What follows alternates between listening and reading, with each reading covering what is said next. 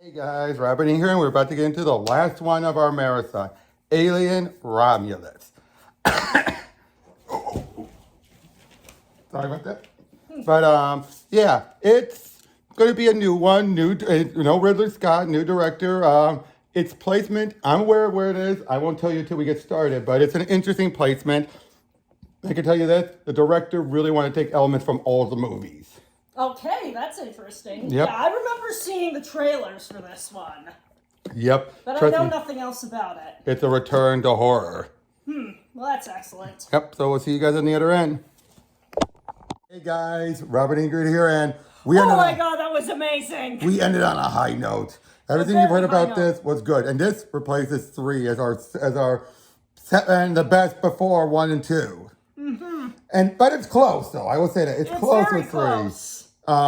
3 got knocked down because of what they did to Hicks and Newt, which was unfair. But the worst it had was a bit long of an ending and 2 of the catchphrases that felt too tacked on. But overall, those are some pretty minor complaints in the grand scheme of things. Oh, yeah. Everything else was fantastic. First, we got another best android.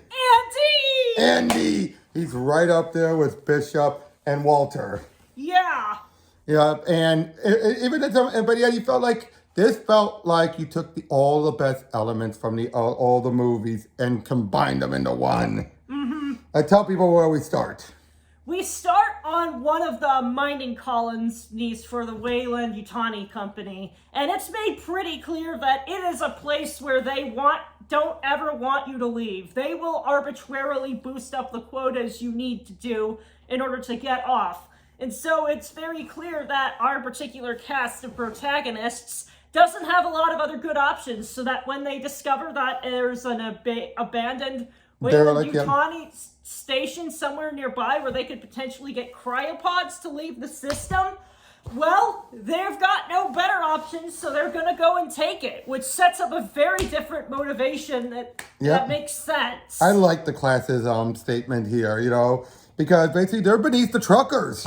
Yeah, and it's like previously it was just kind of assumed that the cryopods are just something that everybody had, but it's just like for these guys, nope, they don't want them going anywhere, and so they have to work really hard in order to find some. And then they just jack it up. It's like, oh, no, we just updated it recently. Yeah, bullshit.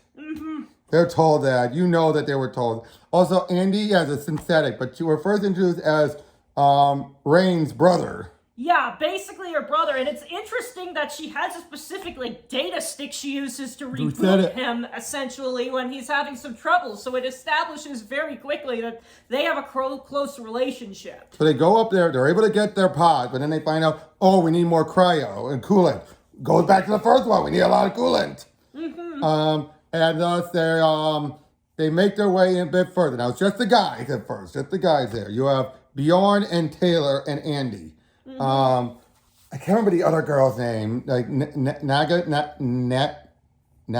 or something like that, and and Kay. I'll just go with those. I can't remember their full names. But Bjorn is an ass. Yeah. Oh, and that girl, Dora. The actress who played Dora. Yeah. She's pregnant, and it's strongly implied Bjorn is the father. And given how much of an ass he is, and he's also in a relationship with the other girl. Yeah, I have a feeling he wouldn't take it well. And some people theorize maybe he raped the girl and then he just didn't know that he knocked her up. Which, given his attitude, I wouldn't put it past him. Yeah. Now, he has a good reason to hate synthetics, but he takes it too far. Yeah. Basically, and they set up the whole notion that most synthetics would put, they're not supposed to kill people. They'll save others. Yeah, which is I can believe that. I can definitely believe that. But yeah, anyway, they're on board the ship, and they soon find some coolant. Unfortunately, what they don't realize is what is the coolant keeping frozen? It's keeping some face huggers frozen. Yee!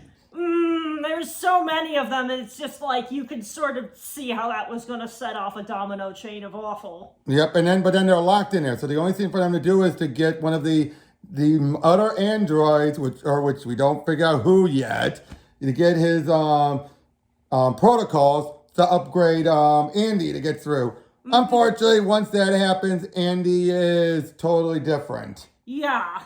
And I like that, though. Again, the actor does a great job.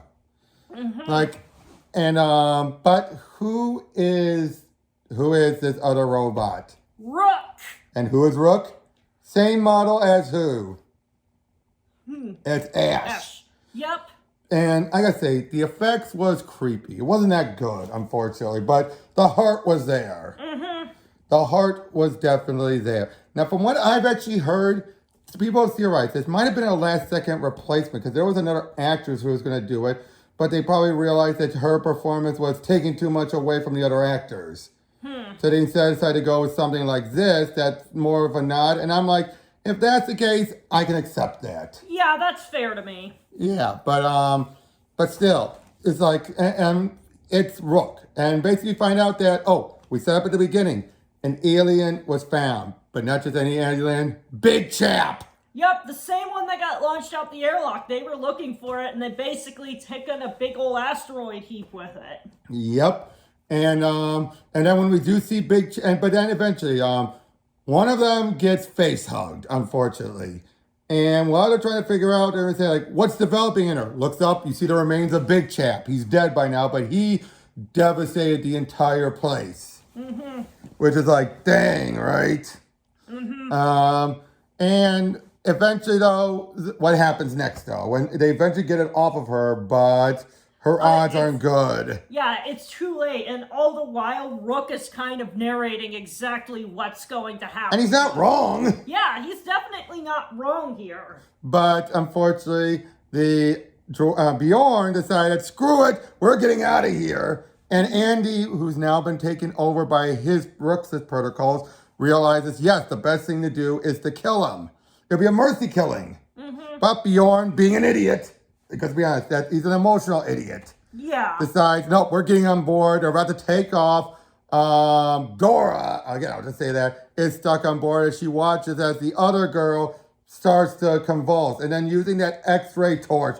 Oh boy, that was chilling, wasn't it? Yeah, I remember that scene from the trailer, and it's just like, oh, that gives a whole new angle on it. Now, this does confirm one thing. Chest bursts come out at the speed of plot. Yeah. Would you agree with that? This definitely established that, because how long did it take for Kane to get chest burst? How long did it take Ripley to get chest bursted? Yeah. I feel like this confirms it's the speed of plot. Yeah, which is like, it's a contrivance, but in the grand scheme of things, I can accept it. Exactly. There's never been a consistent timing, in other words. So it's like they've already kind of given free license to play around with that. Yep, but because of that, they end up crashing. And of course, the girl dies. Dora and Bjorn are still on board, but then Bjorn eventually has the somewhat smart idea of trying to kill the creature while it's in its larval state, but all he does is piss it off. And what happens? He gets killed by having acid drip on him, which is like, it was awful to watch, but it's like he kind of brought it on himself. Yep, they're the ones who just chose to just not put her out of her misery. Then Dora is able, trying to get out of there, while the others are trying to catch up. But first they have to get through a minefield. And by a minefield, I mean face huggers. But it's very clever as to how they set up the situation, because they decide... Turn up the heat to match their body temperatures so that they don't see them as any different than the rest of the environment, which is really smart. Yep, the only thing they have to worry about is sound. But, and we've never seen this many face huggers. Yeah, and it's just like, it's extremely tense as they're just trying to navigate it where one wrong move can make the whole All system. the while, Andy is being driven by what Rook told him, and that unfortunately is what has been his directives now. So do what's best for the company. Instead of what's best for Rain. Yeah,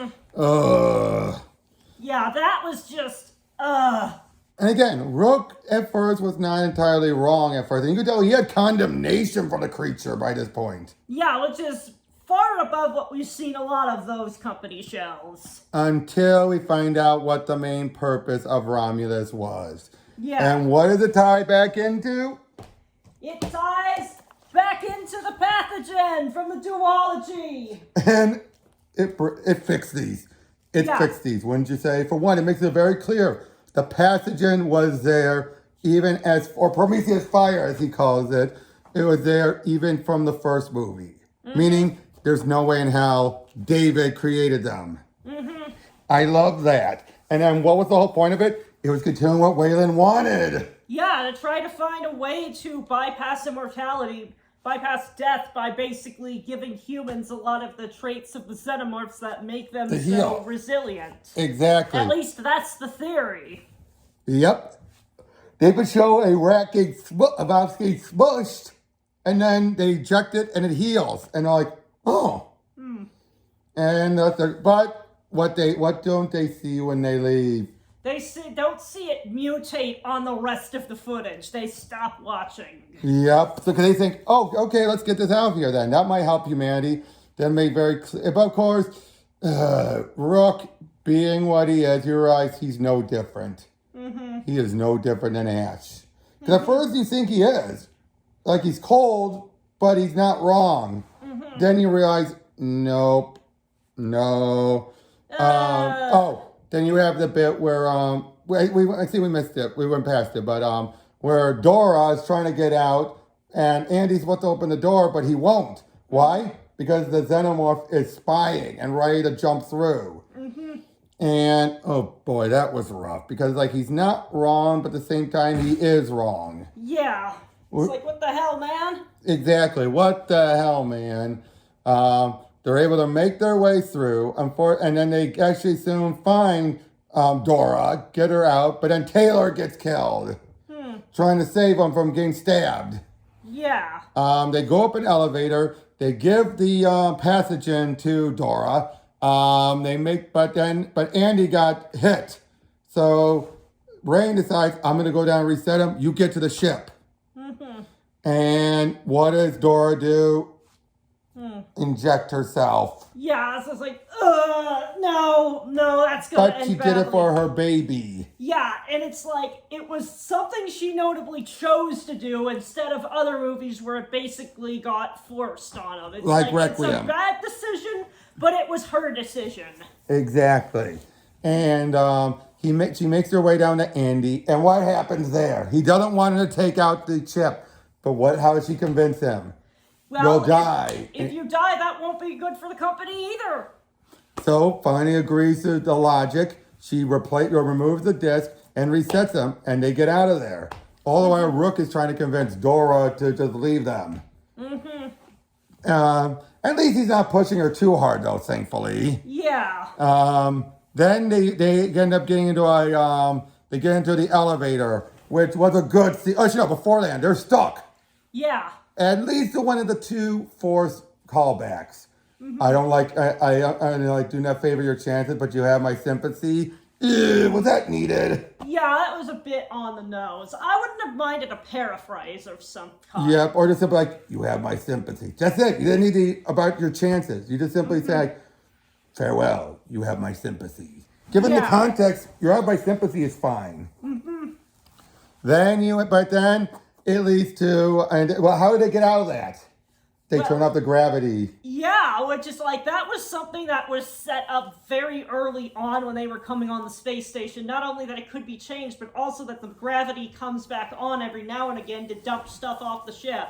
Yep, and that's what do they, they're able to shoot all of them down, and there's acid everywhere. Yeah, which is just like, that's a real clever way of dealing with them that we haven't seen before. And then having to dodge through the aftermath. Yeah, it's just like you sort of get to have your cake and eat it too. It's a clever way to dispatch the aliens, and then it creates a new interesting bit of choreography in the aftermath. Especially because you have to hurry, because by the time that gravity purge happens, the acid is going to come down to then make a big hole, sucking you out.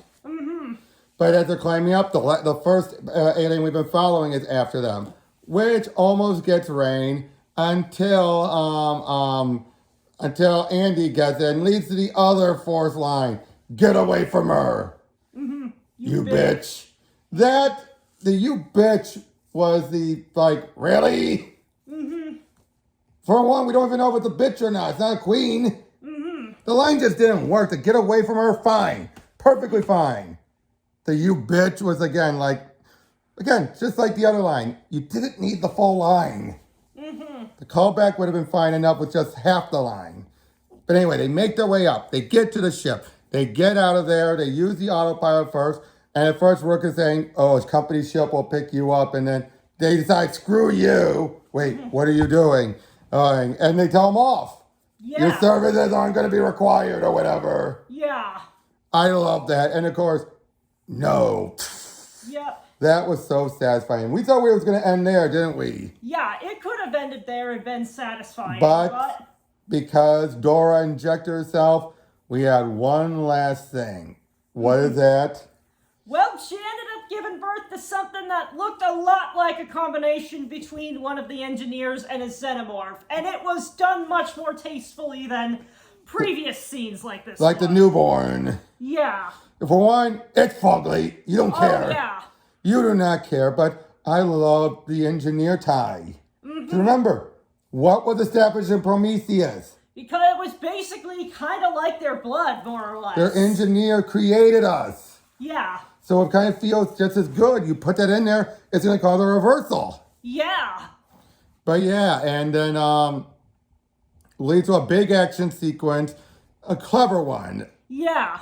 And where they have to dump the cargo bay to get rid of him. But then it's a tough mamma jamma. Yeah. Unfortunately, Dora gets killed because she was lactating the blue goo, and I don't think it intended to kill her. Do you? It felt like it was just trying to get Mama's milk. Yeah. Lack of a better term, but ended up killing her in the process. Yeah. Which, ugh. But yeah, Andy got skewered or slashed. But she deals it, gets inside the ship, and they're heading back there. I do like how she acknowledges, I don't know if I'll make it or not. Or what's going to happen between then and there. I like that. She's not going in with the best of expectations here. Yeah, it's just like, it's still better than getting stuck on that planet, on the mining colony forever. But if she ends up being, stuck in, waking at the same time Ripley does, she won't be surprised. Yeah, and it's pretty easy sequel bait to set up, which I hope we get more of this. This director clearly knows what they're doing. He does, and he wrote on this as well, and seriously, this was so good. Yeah, definitely a good place to end it on. It's like, our complaints are really, really minor at best. And again, it fixed a lot of the issues Covenant caused. Prometheus did not cause that many issues. This did. Yeah. But this fixed it by confirming definitively, David did not create the Xenomorphs. He couldn't have. If Big Champ had it in there, there's no way in hell. Would you agree to that? Yeah. But, yeah, what did you think about the aliens in this one? It's funny, I went from alien to aliens in a pretty logical way. Yeah.